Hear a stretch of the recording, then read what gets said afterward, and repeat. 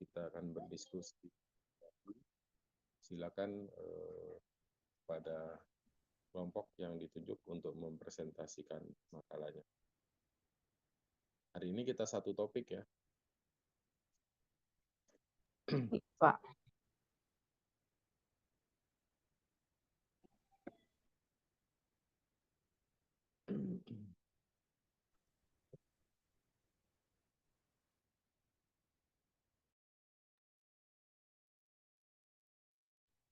Ya, silakan. Wah, ini ramai sekali nih grup fotonya.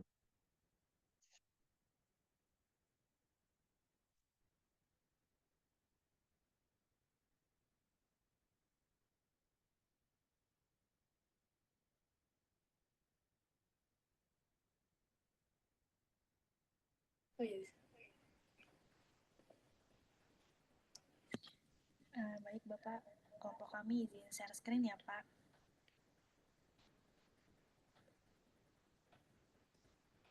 Ya, silakan, suaranya agak kecil kedengaran.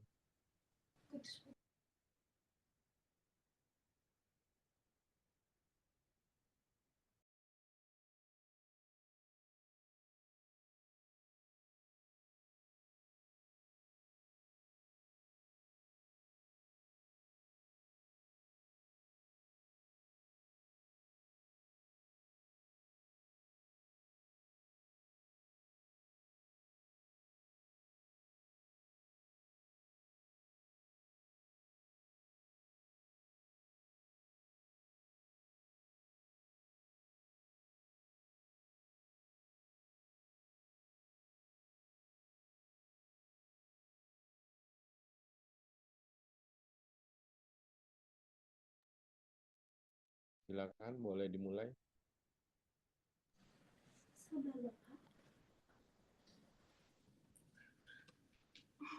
Oke baik, Assalamualaikum warahmatullahi wabarakatuh. Selamat siang Pak Rahmat dan selamat siang teman-teman. Kami kelompok ke-6 akan mempresentasikan materi mengenai penegakan hukum 2, lembaga profesi dan non-profesi. Di sini ada nama anggota sendiri, Nazma Nuriskila. Saya Nurul Sofi. Saya Alifa Amalina. Selanjutnya akan dibacakan oleh Nur Sofi.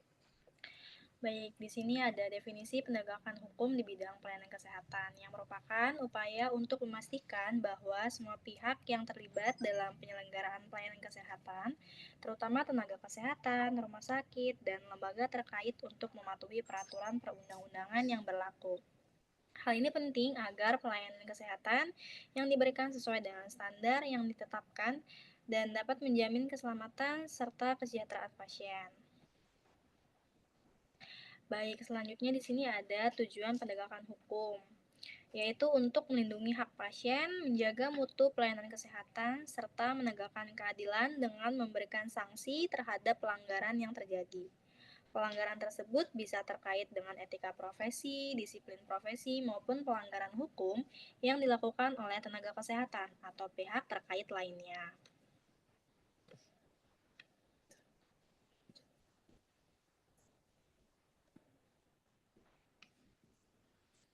Baik, di sini ada regulasi penegak hukum. Regulasi yang mendasari penegak hukum dalam pelayanan kesehatan meliputi berbagai undang-undang yang relevan, seperti Undang-Undang Nomor 36 Tahun 2009 tentang Kesehatan. Yang kedua adalah Undang-Undang Nomor 44 Tahun 2009 tentang Rumah Sakit. Yang ketiga, Undang-Undang Nomor 29 Tahun 2004 tentang Praktik Kedokteran. Yang keempat itu ada Undang-Undang Nomor 8 Tahun 1989 tentang Perlindungan Konsumen, dan terakhir itu ada Kitab Undang-Undang Hukum Pidana. Penegakan hukum dapat dilakukan melalui jalur profesi dan non-profesi, baik dengan prosedur litigasi, melalui proses pengadilan, maupun non-litigasi tanpa melalui pengadilan.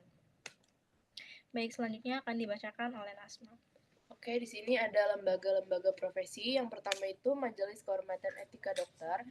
Selanjutnya Majelis Disiplin Tenaga Kesehatan. Selanjutnya ada Majelis Tenaga Kesehatan Indonesia. Dan yang terakhir ada Majelis Kehormatan Disiplin Kedokteran Indonesia. Selanjutnya ini penjelasan Majelis Kehormatan Etika Kedokteran atau bisa disingkat dengan MKEK.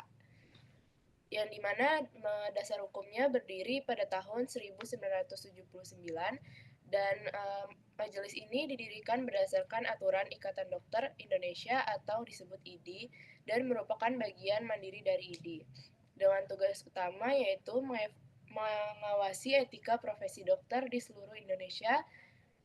Selanjutnya menindak pelanggaran norma profesi kedokteran dengan beranggotakan yang pertama ada ketua, wakil ketua, sekretaris, 7 anggota tetap, dan anggota tidak tetap. Selanjutnya ada proses pengaduan pelanggaran etika atau norma. Yang pertama itu pengaduan tertulis diterima dan diverifikasi, lalu sidang internal memutuskan apakah aduan sah. Yang ketiga, pelanggaran dikategorikan ringan, sedang, atau berat. Yang keempat, keputusan final bisa berupa peringatan, pencabutan izin, praktik, atau rekomendasi pencabutan izin. Jenis sanksinya ini ada pelanggaran ringan berupa penangguhan izin praktik selama 3 bulan, sedang itu penangguhan izin praktik selama 6 bulan, dan berat penangguhan izin praktik selama 12 bulan. Selanjutnya, Majelis Disiplin Tenaga Kesehatan atau disingkat MDTK dengan berdasarkan hukum dibentuk melalui keputusan Presiden nomor 56 tahun 1995 dengan tugas utama yaitu meneliti dan menentukan kesalahan tenaga kesehatan dalam penerapan standar profesi. Lalu tugasnya ada menegakkan disiplin untuk meningkatkan kualitas pelayanan kesehatan. Dengan keanggotaan ahli hukum, agama, psikologi, sosiologi, serta perwakilan organisasi profesi, dan anggota masyarakat. Anggota masyarakat ini tidak tetap dan memiliki struktur di tingkat provinsi yang bertanggung jawab pada gubernur, sedangkan tingkat pusat ini bersifat otonom atau non-struktural. Selanjutnya ada Majelis Tenaga Kesehatan Indonesia atau MTKI dengan dasar hukum Peraturan Menteri Kesehatan nomor 1796 tahun 2011 tentang registrasi tenaga kesehatan. Dengan tugas utama yaitu registrasi dan sertifikasi tenaga kesehatan, meneliti dan menetapkan pelanggaran praktik tenaga kesehatan, dan pelaksanaannya bertanggung jawab langsung kepada Menteri Kesehatan. Tugas Komite Disiplin yaitu memanggil pihak terkait, melakukan pemeriksaan, dan memberikan sanksi administratif. Dengan keanggotaan ada ketua, 3 ketua divisi, yaitu divisi profesi, divisi standarisasi, dan divisi evaluasi. Lalu ada 4 perwakilan dari Kementerian Kesehatan, perwakilan organisasi profesi, dan unsur pendidikan. Selanjutnya ada Majelis Kehormatan Disiplin Kedokteran Indonesia atau MKDKI dengan dasar hukum pasal 55 Undang-Undang Nomor 29 Tahun 2004 dan Peraturan Menteri Kesehatan Nomor 150 Tahun 2011 dengan tugas utama menegakkan disiplin dokter dan dokter gigi serta melindungi pasien dan menjaga kehormatan profesi. Keanggotaannya terdiri dari 3 dokter dan 3 dokter gigi dari organisasi, 1 dokter dan 1 dokter gigi dari asosiasi rumah sakit, serta 3 sarjana hukum. Dengan keanggotaan ini bermasa tugas itu selama 5 tahun. Selanjutnya di sini ada proses penanganan pasien. Cara-cara ini melakukan pengaduan kepada MKDKI. Yang pertama ini pengaduan tertulis diterima dalam 3 tahun setelah kejadian. Yang kedua, majelis memeriksa memverifikasi aduan dalam 14 hari. Yang ketiga, pemeriksaan sidang tertutup dilakukan selama 14-28 hari. Yang keempat, keputusan bisa berupa tidak bersalah atau pelanggaran etika. 5. Keputusan diambil melalui musyawarah atau suara terbanyak dibacakan dalam sidang terbuka. Sanksinya bisa berupa peringatan tertulis, pencabutan STR atau SIP, atau pelatihan lanjutan. Selanjutnya akan dibacakan oleh Alifah. Selanjutnya yaitu ada lembaga non-profesi.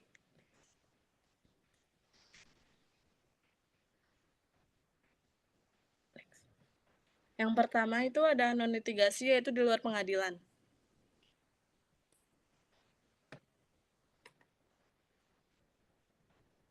Badan Penyelesaian Sengketa Konsumen atau BPSK.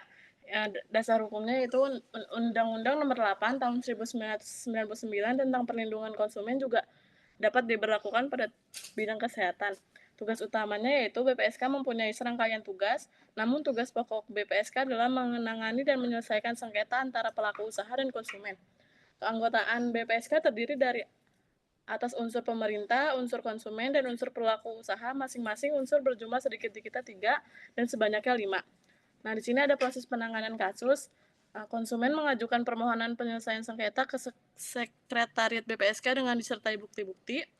Apabila permohonan ditolak, BPSK menyampaikan penolakan karena tidak memenuhi ketentuan atau bukan kewenangan BPSK.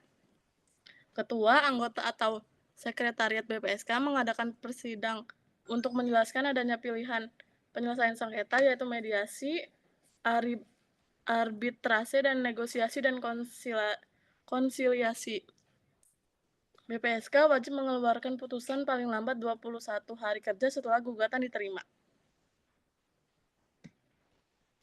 Selanjutnya itu ada mediasi.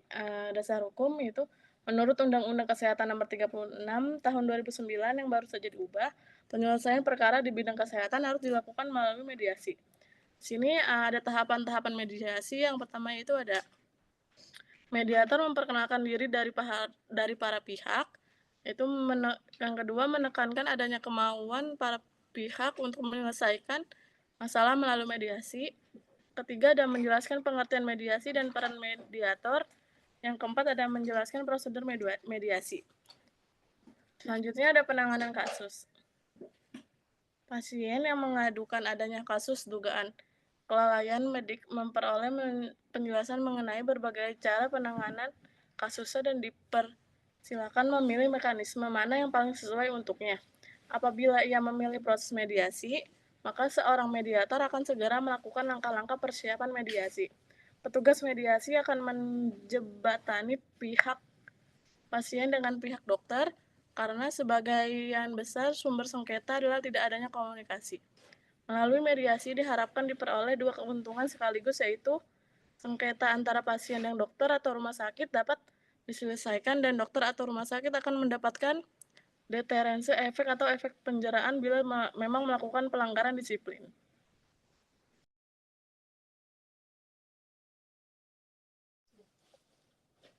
Yang kedua itu ada litigasi di luar pengadilan.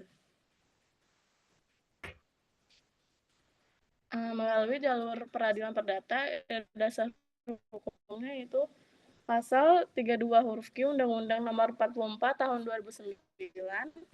Yang kedua itu ada pasal 66 Undang-Undang Nomor 29 Tahun 2004. Tugas utamanya yaitu menerima gugatan atau permohonan, memeriksa perkara, mengadili perkara, memutus perkara, dan melaksanakan keputusan. Tujuannya itu menjamin kepastian hukum, menyelesaikan sengketa secara damai, dan menjaga ketertiban masyarakat. Selanjutnya, melalui jalur peradilan pidana. Dasar hukumnya Undang-Undang Nomor 36 Tahun 2009 tentang Kesehatan, Undang-Undang Nomor 29 Tahun 2004 tentang Praktik Kedokteran. Tugas utamanya yaitu menerima, memeriksa, dan memutus perkara pidana, menjatuhi hukuman kepada terdakwa yang terbukti bersalah, dan melakukan mediasi untuk mencapai kesepakatan damai antara kedua pihak yang bersengketa. Keanggotaannya itu ada kepolisian, kejaksaan, pengadilan, lembaga permasyarakatan. Nah, di sini ada undang-undang tentang praktik kedokteran, yaitu pasal 75 Undang-Undang Nomor 29 Tahun 2004 tentang surat tanda registrasi. Terus pasal 76 Undang-Undang Nomor 29 Tahun 2004 tentang surat, dan pasal 77, 78 Undang-Undang Nomor 29 Tahun 2004 tentang penipuan dan pemalsuan surat tanda registrasi dan surat izin praktik.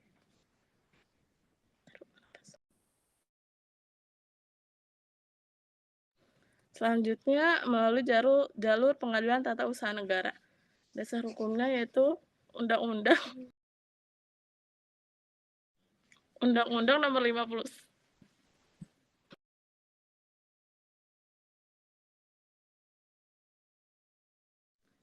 Undang-Undang Nomor 51 Tahun 2009.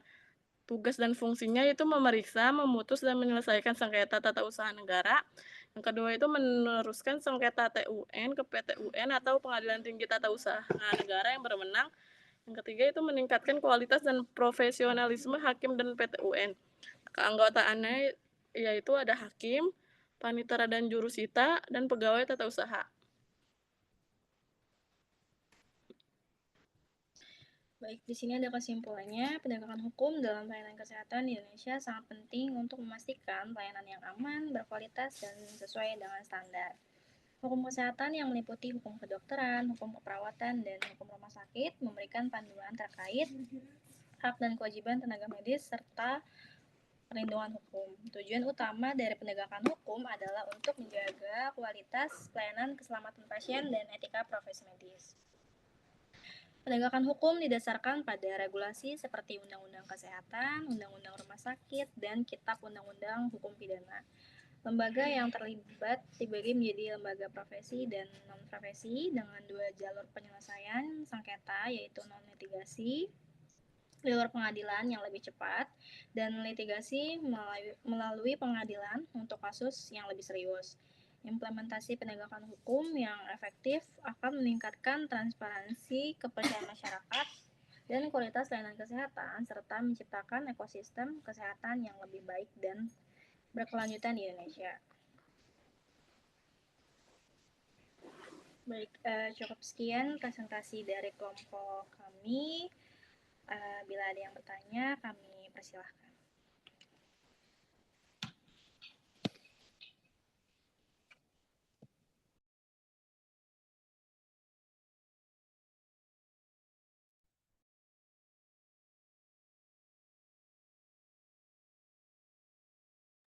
Ya, silakan kita buka forum sesi pertanyaan dari teman-teman yang lain. Kalau ada yang bertanya dari apa yang sudah disampaikan oleh kelompok tadi ya, kelompok 6, Nasbah, Nur Sofi, dan Alifah. Ya. Materi PowerPoint-nya secara keseluruhan oke, ya, baik, bagus. Poin-poin penting dalam penegakan hukum dalam bidang kesehatan sudah terpapar semua di dalam materi PowerPoint ini. Silakan teman-teman, ada yang mau bertanya?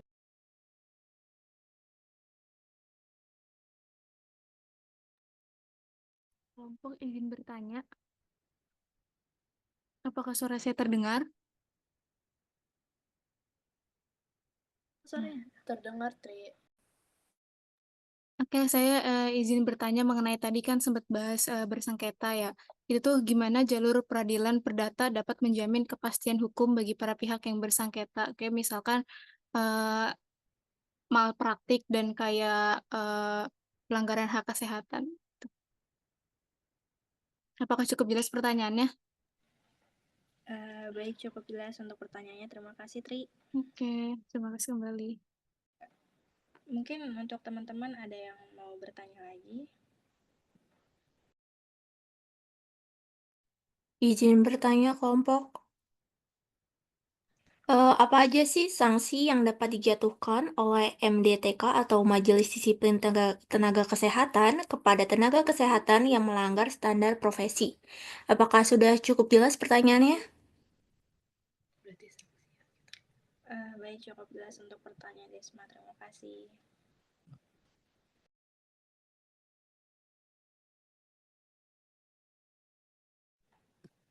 Baik, mungkin untuk pertanyaannya akan kami tampung terlebih dahulu.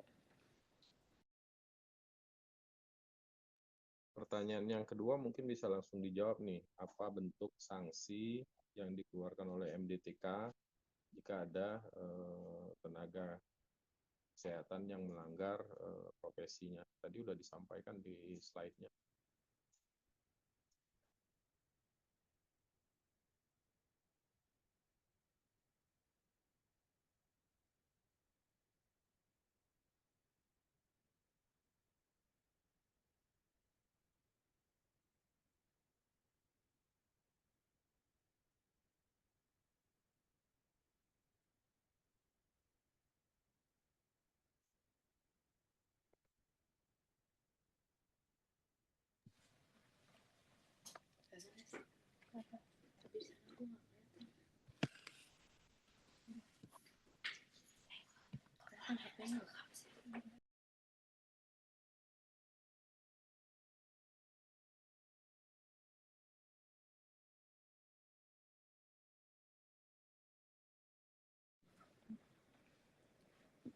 Oke, izin menjawab pertanyaan dari Desma.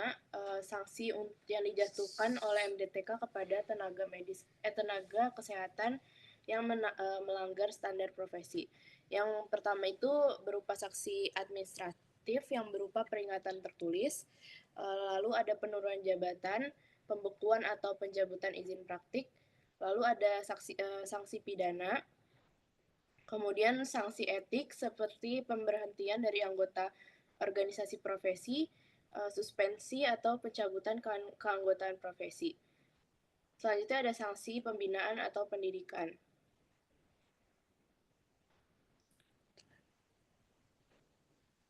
Sanksi pembinaan ini bisa berupa kewajiban bagi yang melanggar ini untuk mengikuti pelatihan ulang atau program pendidikan tertentu untuk memperbaiki kompetensi dan pemahaman mereka tentang praktik profesional yang benar. Seperti itu, Desma, apakah sudah cukup jelas? Baik, sudah cukup jelas jawabannya. Terima kasih. Sama-sama. Ya, terkait sanksi ini ada yang masih mau menambahkan dari anggota kelompoknya? Nasma, Nur Sofi, cukup?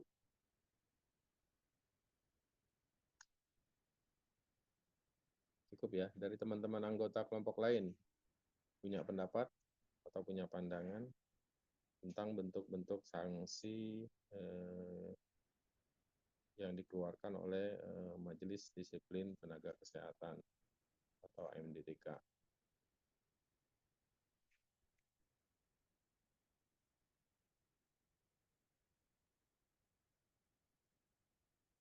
Rangga Utomo ada? Rangga? Ada, Pak. Oke. Mau menambahkan, Rangga? Mungkin tidak, Pak. Cukup. Cukup ya. Paham ya bentuk Ya. sanksinya ya. Sandy. Mau menambahkan, Sandy? Tidak, Pak. Cukup. Paham ya? Iya, Pak. Ya, baik. Secara keseluruhan kita bisa memahami, mengetahui apa yang disampaikan oleh kelompok panelis ya, bahwa bentuk sanksi yang diberikan oleh Majelis Disiplin Tenaga Kesehatan yang melanggar profesi itu yang pertama harus dilihat bentuk pelanggaran yang dilakukan ya, besar atau kecil, itu dilakukan proses investigasi yang mendalam ya, dengan urutan-urutan kronologis ya, dinilai ya, ditelaah apakah ini melakukan satu pelanggaran ringan, sedang ataupun berat ya, sehingga ini akan menentukan bentuk sanksi yang akan diberikan ya. Tadi ada sanksi yang paling ringan itu adalah sanksi pembinaan. Sanksi pembinaan ini mungkin berkaitan dengan kompetensi dari profesi. Jika yang bersangkutan mungkin sudah melewati masa, biasanya ada yang 3 tahun, 5 tahun. Nah, itu dilakukan sanksi berupa pembinaan dengan melakukan update pengetahuan ya, melalui proses pendidikan dan pelatihan. Itu penting untuk meningkatkan pengetahuan dan skill dari tenaga kesehatan itu.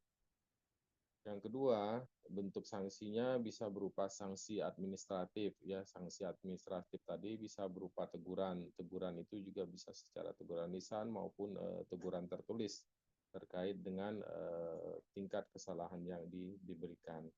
Nah, sanksi yang terberat adalah dicabutnya surat izin prakteknya bagi tenaga kesehatan. Ya, itu pun dilihat tingkat pelanggaran yang dilakukan. Ya, tadi dipaparkan ada yang pencabutan SIP itu biasanya 3 tahun ya. Coba tampilkan tadi ya ini.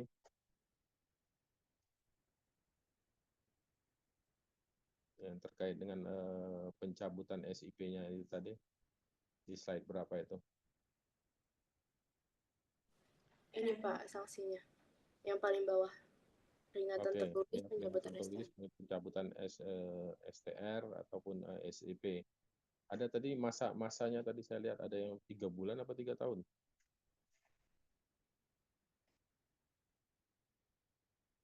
Nah, ini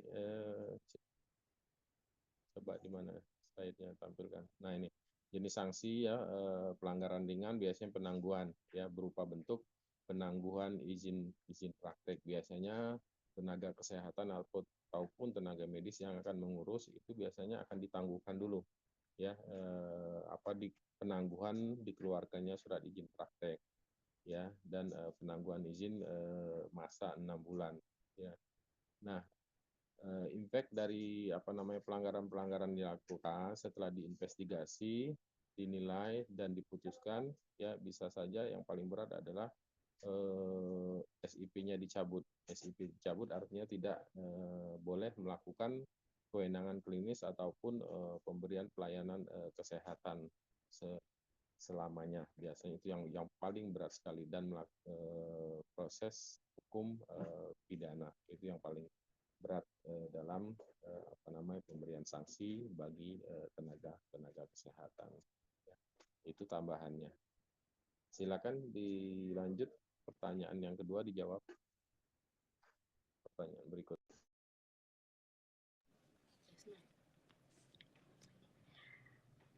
Baik, saya akan menjawab pertanyaan dari Tri. Bagaimana jalur peradilan perdata dapat menjamin kepastian hukum bagi para pihak yang bersengketa? Jalur peradilan perdata dapat memberikan kepastian hukum bagi para pihak yang bersengketa melalui sejumlah prinsip dan mekanisme yang dirancang untuk menyelesaikan sengketa dengan cara yang adil, transparan, dan sesuai dengan ketentuan hukum yang berlaku. Yang pertama itu ada proses yang transparan.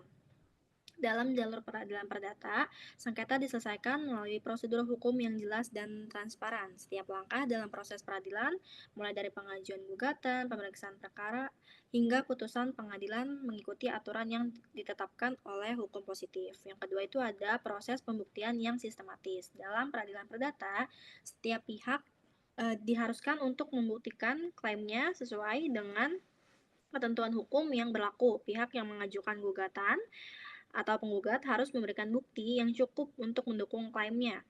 Sementara pihak yang digugat atau tergugat memiliki kesempatan untuk membantah dan memberikan bukti pembelaan. Proses pembuktian yang sistematis ini memastikan bahwa keputusan pengadilan dibuat berdasarkan fakta-fakta yang jelas dan sah. Yang terakhir itu penyelesaian sengketa dengan jalan damai. Walaupun proses peradilan perdata mungkin melibatkan perselisihan yang tajam di awal, jalur ini menyediakan ruang untuk negosiasi dan perdamaian antara pihak-pihak yang bersengketa. Ini bisa terjadi sebelum atau selama proses peradilan, sehingga memungkinkan penyelesaian sengketa yang lebih damai dan saling menguntungkan, sambil memberikan kepastian hukum dalam bentuk keputusan pengadilan. Mungkin jawaban dari kelompok kami seperti itu. Apakah sudah terjawab, Tri? Baik, kelompok sudah cukup terjawab sih. Terima kasih. Terima kasih kembali. Ya, bisa diberikan nggak contoh kasus perdata dalam bidang kesehatan? Contohnya apa seperti itu? Terutama yang terjadi dalam pelayanan kesehatan. Semua boleh jawab. Yang bisa jawab silakan open mic.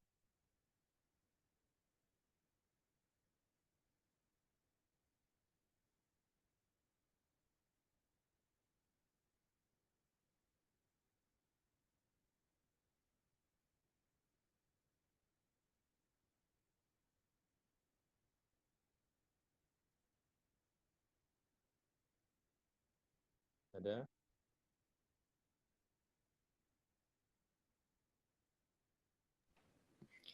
Baik, mungkin akan kami jawab ya Pak, mengenai contoh kasus perdata di bidang kesehatan. Yang pertama itu ada malpraktik medis yang merupakan kesalahan diagnosis atau kesalahan prosedur medis dan tindakan medis yang tidak sesuai dengan standar atau SOP dan SIP-nya.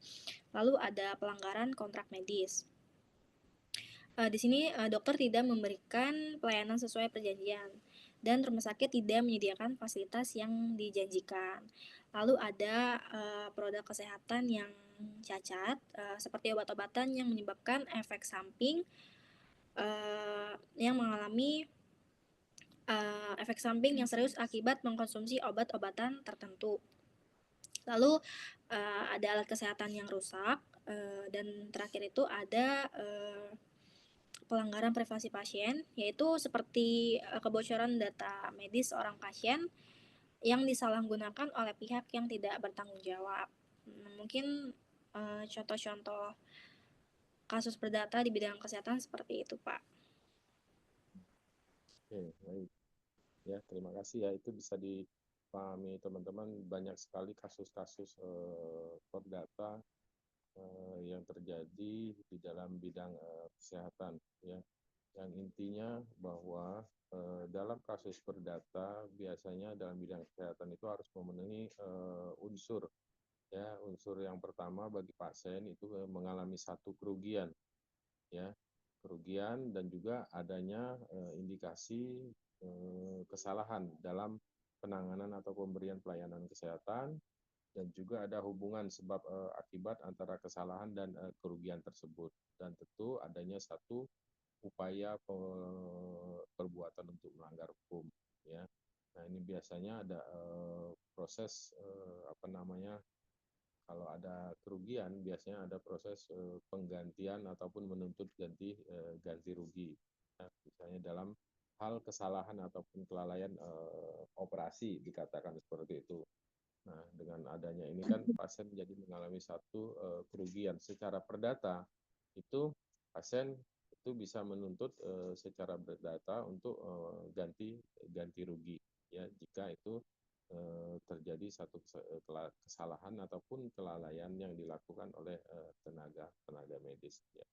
Banyak sekali kasus-kasus yang bisa ataupun yang terjadi dalam hal bidang perdata, ya.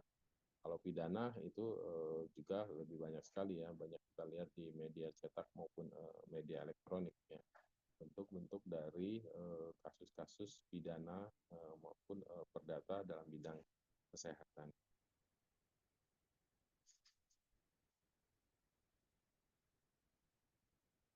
Oke, semuanya bisa dipahami apa yang disampaikan oleh kelompok penyaji tadi?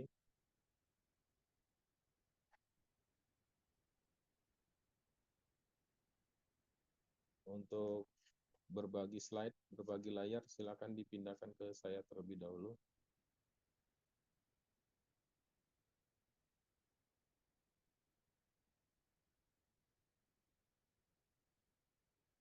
Ya, saya simpulkan apa yang disampaikan oleh kelompok 6 tadi terkait dengan penegakan hukum atau law enforcement dalam bidang pelayanan kesehatan khususnya yang ada di Indonesia.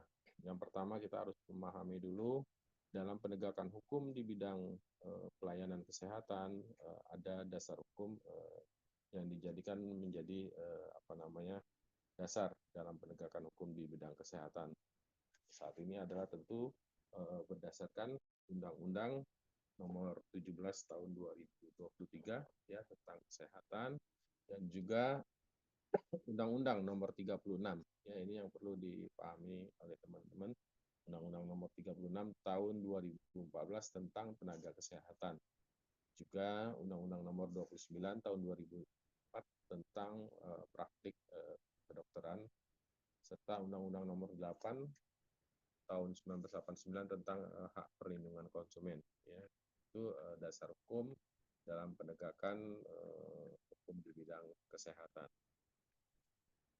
Nah, kenapa perlunya penegakan hukum dalam bidang kesehatan? Tentu untuk mengantisipasi terjadinya satu bentuk pelanggaran-pelanggaran yang dilakukan oleh tenaga kesehatan, ya, yang berkaitan pelanggaran-pelanggaran ataupun yang lainnya tentang etika profesi, disiplin profesi, dan hukum, ya. Ini salah satu perlunya dilakukan penegakan hukum dalam bidang kesehatan. Ada beberapa lembaga yang disampaikan oleh kelompok 6 tadi, ya, terkait dengan lembaga profesi dalam bidang kesehatan. Itu ada MKEK, ada MDTK, ada MTKI, ada juga MKDKI. Ya, masing-masing mempunyai tugas dan fungsi yang secara prinsip ada sedikit perbedaan. Ya. Nah, lembaga non-profesi biasanya ditempuh melalui di luar pengadilan atau non-litigasi. Ya. Ada BPSK, Badan Penyelesaian Sengketa Konsumen, ya biasanya terkait dengan pasien apabila sebagai konsumen dalam bidang kesehatan tidak puas ya dengan atas keputusan, itu bisa mengadukan ya keluhan-keluhan tersebut ke Badan Penyelesaian Sengketa Konsumen, dan juga forum mediasi pengaduan dan penyelesaian masalah pelayanan kesehatan. Di bidang litigasi ya di dalam pengadilan biasanya akan masuk dalam perkara perdata, pidana maupun PT-UN. Ya. Nah, secara bagan ini adalah bentuk penanganan kasus dalam pelayanan kesehatan, ya, baik itu melalui lembaga profesi maupun lembaga non profesi.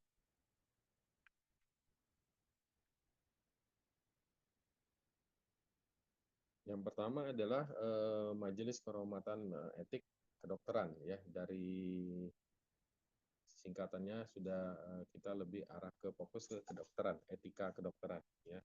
Di sini dasar hukumnya adalah undang-undang tadi ya berkaitan dengan undang-undang praktik kedokteran. Ya.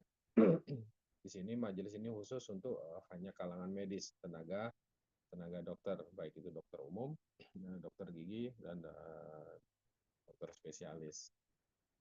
MKEK ini badan otonom dalam ID ya untuk penegakan kode etik profesi kedokteran. MKEK berada di provinsi, di pusat ya, provinsi maupun kota dan kabupaten.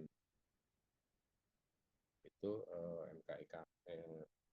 MKEK, Majelis Kehormatan Etik Kedokteran, ya, yang mempunyai fungsi secara umum penegakan kode etik, ya, penegakan kode etik kedokteran, ya, yang ditetapkan oleh ID.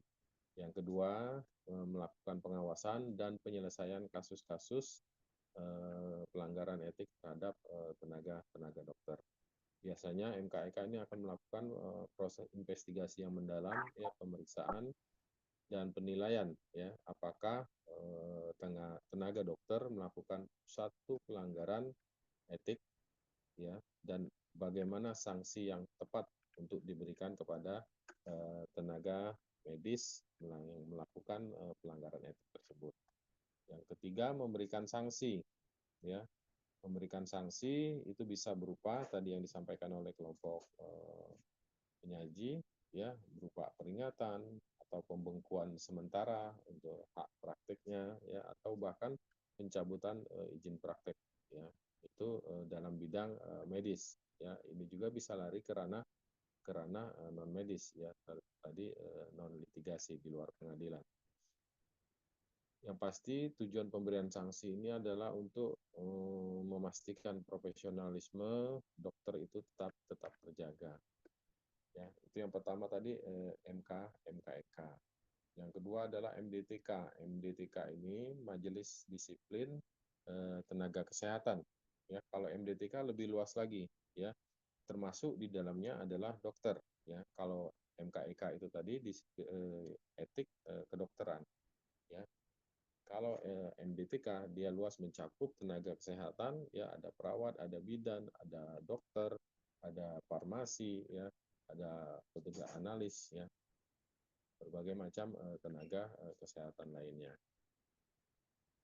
Nah, tugasnya tidak berbeda jauh melakukan penelitian dan menentukan, ya, ada atau tidaknya kesalahan ataupun kelalaian yang dilakukan oleh nakes dalam memberikan pelayanan kesehatan.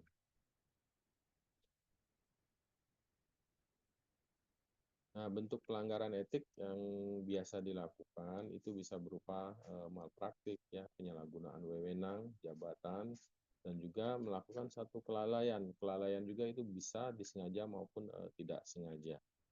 Ya, pemalsuan data, ya data rekam medis maupun informasi-informasi medis. Itu bentuk-bentuk pelanggaran dari etik. MTKI. MTKI itu sendiri merupakan Majelis Tenaga Kesehatan, ya.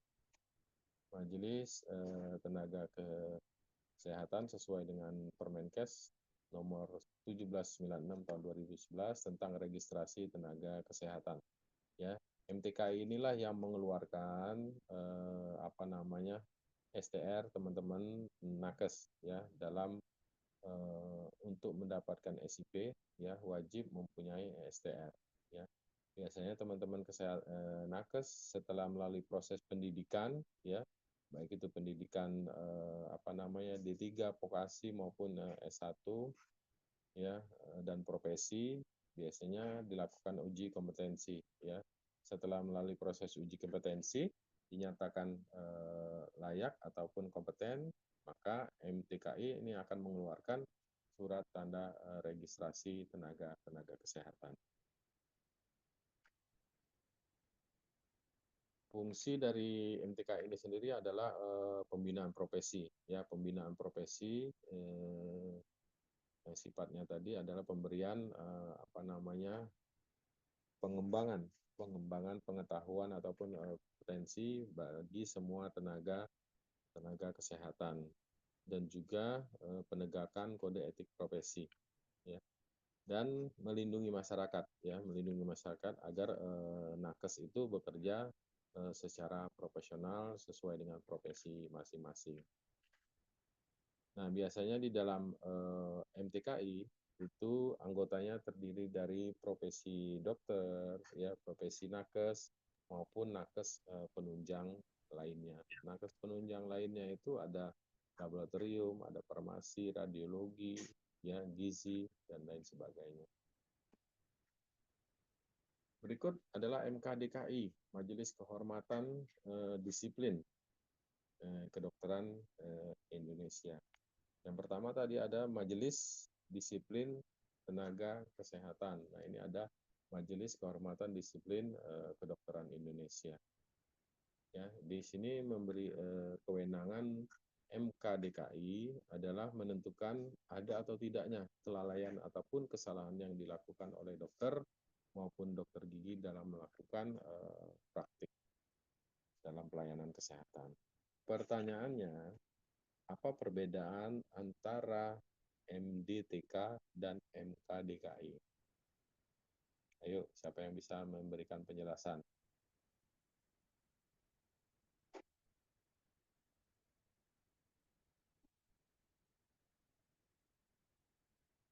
Silakan.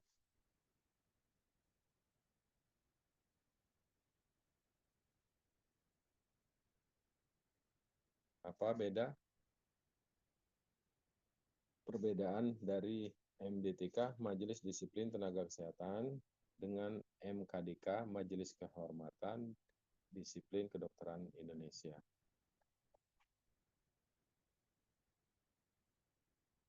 Tria, bisa dibantu? Tria, Naila, dan Musdalifah.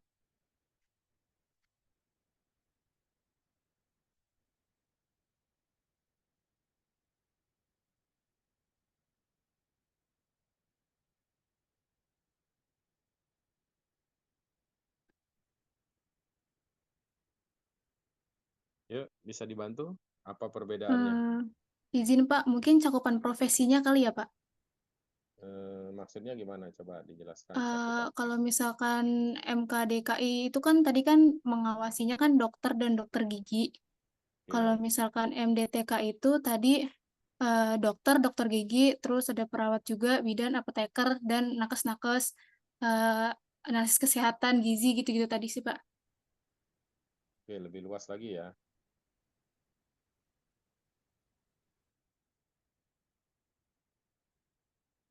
Ya, baik. Secara prinsip sudah ditangkap ya. Kalau MDTK ya itu lebih luas. Dia mencakup di dalamnya juga termasuk dokter ya. Kalau MKDK itu lebih ke profesi kedokteran. ya. Namun Majelis Disiplin Kedokteran Indonesia atau MKDKI dan Majelis Disiplin Tenaga Kesehatan Indonesia, Tenaga Kesehatan atau MDTK, ya, mempunyai tugas yang sama, mengawasi dan menegakkan disiplin profesi di bidang kesehatannya, ya. Dan juga tadi yang disampaikan oleh rekan kita ruang lingkupnya, ya, ruang lingkupnya kalau MKDKI itu terkait dengan profesi dokter dan dokter gigi. Kalau MDTK itu termasuk di dalamnya profesi dokter, ya, perawat, bidan, tenaga gizi maupun tenaga kesehatan lainnya. Itu perbedaannya, ya. Nanti kurang lebih soal-soal ujian tengah semester seperti itu, ya. Harus bisa mengetahui dan memahami apa yang dimaksud dengan perbedaan tersebut. Nah, di samping itu jenis pelanggarannya juga biasanya akan beda, ya. MKDKI biasanya menangani pelanggaran yang berkaitan dengan etik kedokteran, ya, misalnya penyalahgunaan wewenang, dokter melakukan malpraktik tidak sesuai dengan prosedur atau tindakan-tindakan medis lainnya yang tidak sesuai dengan standar kedokteran. Kalau MDTK itu lebih menangani pelanggaran disiplin, ya, di berbagai profesi kesehatan termasuk dokter, ya, melakukan kode etik, pelanggaran kode etik ataupun dalam pemberian pelayanan tidak sesuai dengan standar yang diberikan.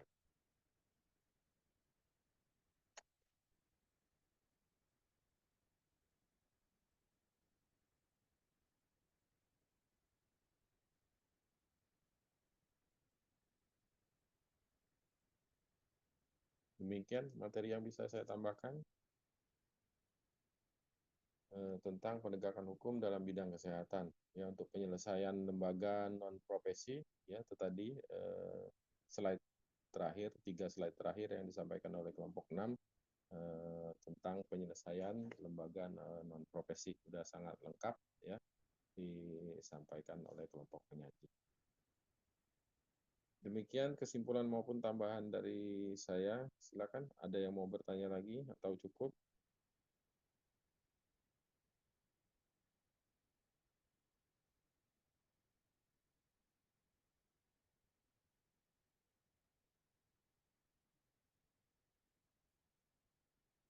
Irzan Januar.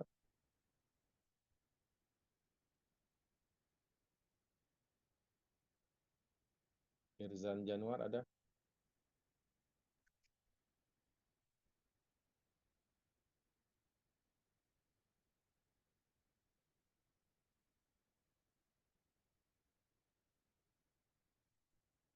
Irzan Januar?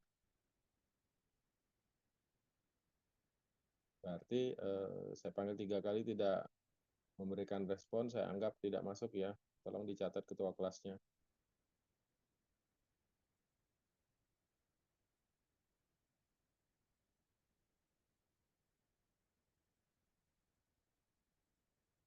Agung Arafi, ada pertanyaan? Cukup, Pak. Cukup. Jelas dan paham tentang materi yang kita diskusikan pada siang hari ini, ya? Ya, Pak. Cukup jelas, Pak. Oke, baik. Rati di sana, ada pertanyaan?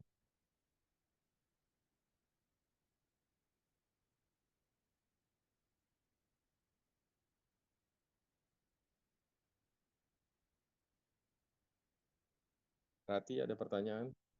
Rati Isana?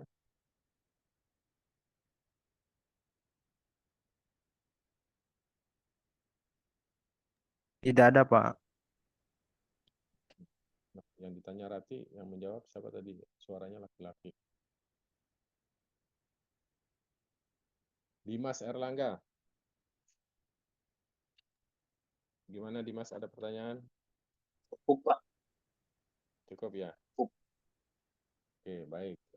Terima kasih atas perhatiannya. Kita ambil gambar dulu sebelum kita tutup pertemuan siang pada hari ini. silakan diambil Jasmine atau teman-teman yang lain. Untuk materi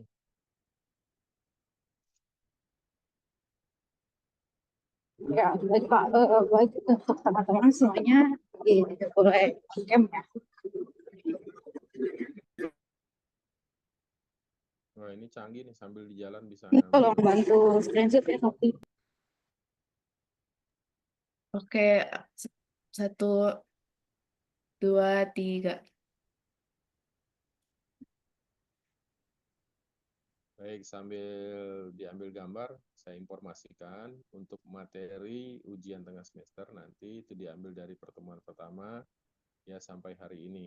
Ya, materi itu bisa nanti saya soal-soalnya saya ambil dari beberapa materi yang disampaikan oleh kelompok penyaji ya, dan juga beberapa slide yang saya sampaikan ataupun saya kirimkan ke teman-teman semua. Baik, kalau tidak ada pertanyaan lagi, kita tutup pertemuan kita pada siang hari ini. Lebih dan kurang mohon maaf. Saya tutup bila topik wal hidayah. Assalamualaikum warahmatullahi wabarakatuh. Selamat siang. Waalaikumsalam Waalaikumsalam warahmatullahi wabarakatuh. warahmatullahi wabarakatuh. Terima kasih, Pak. Terima kasih, Pak.